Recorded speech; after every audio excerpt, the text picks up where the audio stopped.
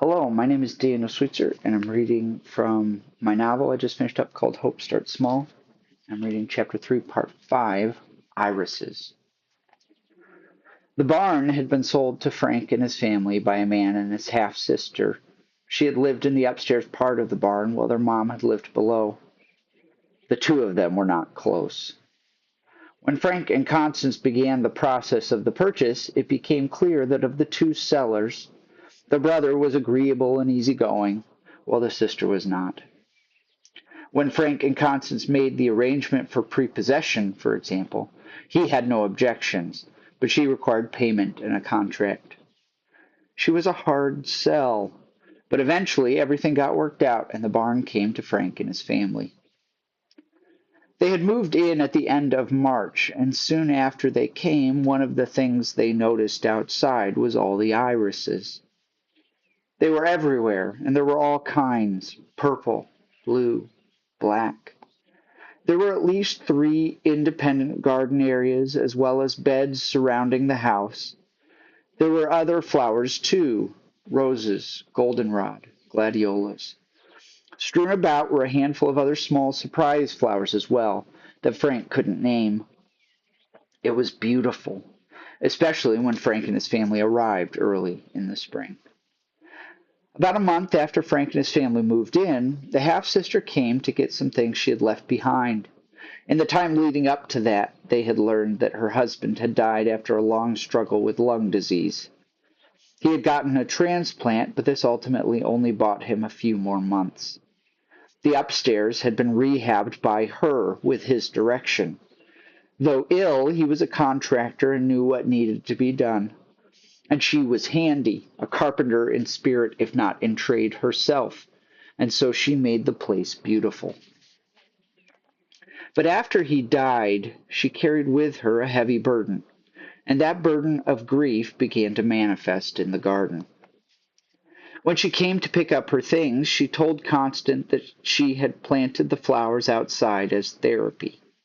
And from what Frank saw in all the beauty and variety, he could only think that her heart must have sunk very low. She came inside the house and saw Lily's crib in a room. She cried. Constance comforted her as best she could. The home had been invaded, but not maliciously. What to this woman were sacred spaces had become a loved and cherished home for a family that needed it. And certainly this helped, but Frank and Constance could not imagine what it was like for this dear woman to have said goodbye to her love there, and what it meant to have those spaces now filled with strangers. Her son played with Jeremiah outside while Frank helped her and her boyfriend load her things. They fortuitously got stuck in the mud with their truck in the field, and it meant more time to talk, grieve together, comfort, and encourage. It was an unexpectedly sweet time. Then a kind neighbor with a tractor came and pulled the truck out of the mud. Soon enough she was gone, carrying with her the grief, memories, and trinkets that had previously been left behind. She had grieved and planted, flower after flower, all over the yard. And Frank saw the beauty in it, the gift she was giving to his family.